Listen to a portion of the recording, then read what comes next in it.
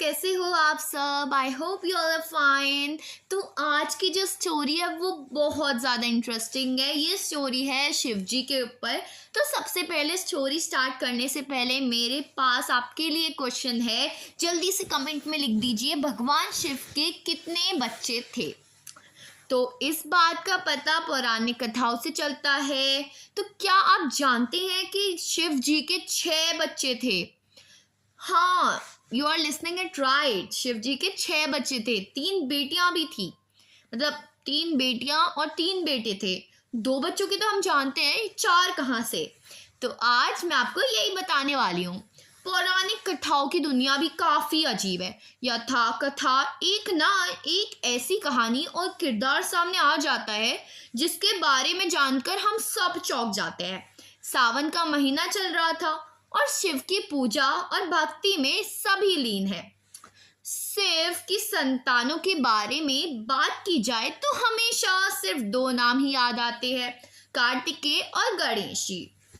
गणेश जी जिन्हें लगभग हर घर में पूजा जाता है, और दूसरे हैं कार्तिकेय जिन्हें देश के दक्षिणी भाग में महत्व दिया जाता है।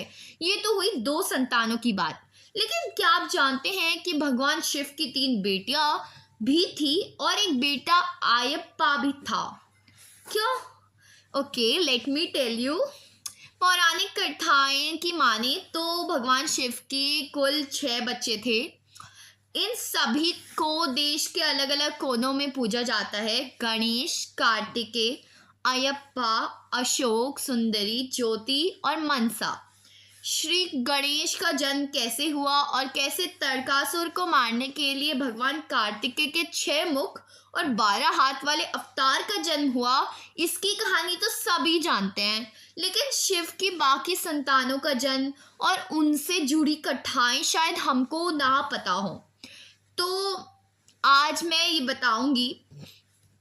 तो सबसे पहले पार्वती के अकेलेपन की साथी अशोक सुंदरी, उनकी पहली बेटी। गुजरात और उसके आसपास के इलाकों की व्रत कथाओं में अशोक सुंदरी की चर्चा होती आई है। शिव पुराण में भी अशोक सुंदरी का व्याख्यान है। अशोक सुंदरी का कुछ पुराणों में भी नाम लिया जाता है। बहुचर्चित सीरियल देवों के देव महादेव में भी अशोक सुंदरी को दिखाया जाता है। असल में अशोक सुंदरी के जन्म के पीछे की कहानी पार्वती माता से जुड़ी हुई है। पार्वती माता ने अपना अकेलापन दूर करने के लिए कल्प वृक्ष, जिसे लोगों की इच्छाओं को पूरा करने वाला पेड़ कहा जाता है, से एक वरदान मांगा, एक कन्या का वरदान। इसे ही अशोक सुंदरी के जन्म से जोड़कर देखा जाता है। कन्या का नाम अशोक सुंदरी रखा गया क्योंकि उसे पार्वती के शोक को खत्म किया था और वो बहुत सुंदर थी। मतलब अशोक इसलिए क्योंकि सारा शोक खत्म कर दिया अशोक, और बहुत सुंदर थी इसलिए सुंदरी।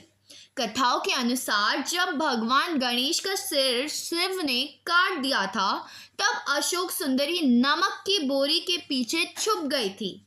ऐसा उन्होंने अपनी क्रोधित माँ से बचने के लिए किया था।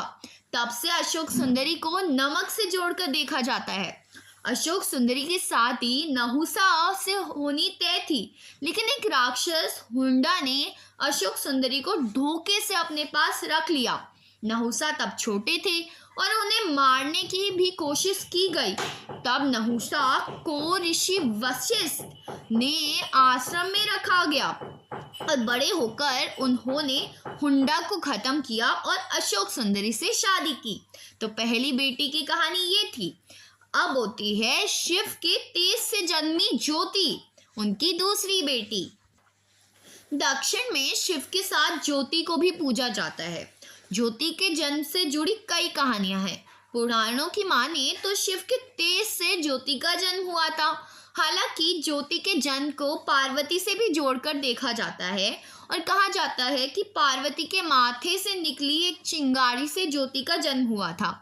माना जाता है कि ज्योति शिव के तेज को सह सकती थी। हालांकि इन्हें ज्वालामुखी से भी जोड़कर देखा जाता है। खास तौर पर दक्षिण में ज्योति को पूजा जाता है। तो ये थी दूसरी बेटी। अब तीसरी बेटी पार्वती की ईर्षा और मनसा देवी। मंशा देवी को पार्वती की ईर्ष्या से जोड़कर देखा जाता है। अगर आपको ना पता हो तो बता दूं, हरिद्वार में मंशा देवी का बहुत प्रसिद्ध एक मंदिर भी है। मंशा देवी उन कुछ देवियों में से एक हैं जिन्हें कभी खुशी नहीं मिली, कम से कम कथाओं में तो इनका जिक्र है। बंगाली लोग कथाओं में खास तौर पर मंशा देवी को बहुत जगह देते हैं। दरअसल मंशा देवी का जन्म शिव के वीर्य से जरूर हुआ था, लेकिन वो पार्वती की बेटी नहीं थी। कथाओं में जिक्र है कि सांपों की मां काद्रू ने एक मूर्ति बनाई थी और किसी तरह से शिव का वीर्य उस मूर्ति को छू गया था। उससे जन्मी थी मंशा। मंशा के बारे में प्रसिद्ध है कि वो सांपों के विष का असर भी बेअसर कर सकती थी। उन्हें मतलब सांपों का विष नहीं लगता था, और मंदिरों में उन्हें सांप के कांटे और छोटी माता जैसी बीमारियों को ठीक करने वाली देवी के रूप में भी पूजा जाता है। क्योंकि मंशा देवी शिव जी की बेटी थी और पार्वती की नहीं, इसलिए पार्वती हमेशा मंशा देवी से नफरत करती थी। कथाओं में इसका जिक्र है कि एक बार कलह कलेश के तंग आकर शिव ने मंशा को त्याग दिया था।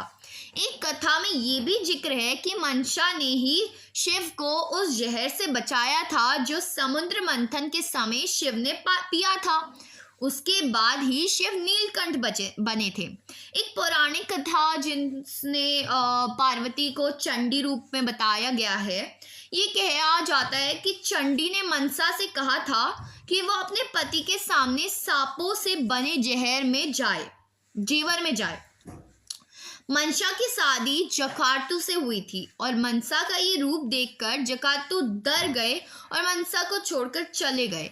तब से मंशा देवी को गुस्सेल भी कहा जाता है, मतलब वो काफ़ी गुस्से वाली भी हैं क्योंकि उन्हें बचपन से प्यार नहीं मिला। तो अब ये तो थी तीनों बेटियों की कहानी। अब आ जाते हैं शिव जी के चौथे बेटे की कहानी में, शिव और विष्णु की संतान अयप्पा। अब बात करते हैं शिव के उस बेटे की जिसे हिंदू त्रिमूर्ति में से दो देव शिव और विष्णु की संतान माना जाता है। कहा जाता है कि अयप्पा शिव और मोहिनी की संतान है। इन्हें केरल और तमिलनाडु में देव अय्यनार के नाम से पूजा जाता है। अयप्पा कुछ समय बलशाली देवों में से एक है। कहा जाता है कि अयप्पा ने परशुराम से लड़ना सीखा, मतलब उन्हीं से ट्रेनिंग ली थी। अयप्पा के जन्म की कहानी भस्मासुर के अंत से शुरू होती है, जब उस राक्षस को खत्म करने के लिए विष्णु ने मोहिनी का अवतार लिया था।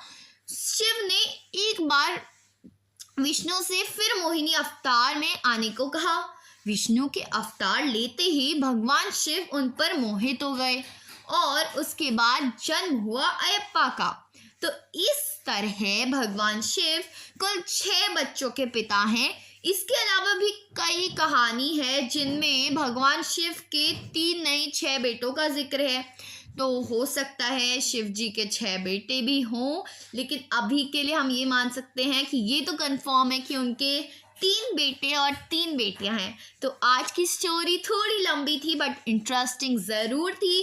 अगर आपको वीडियो में मज़ा आया हो तो वीडियो को लाइक करो, चैनल को सब्सक्राइब करो और कमेंट में बताओ कि अगला टॉपिक आपको क्या चाहिए। Bye bye.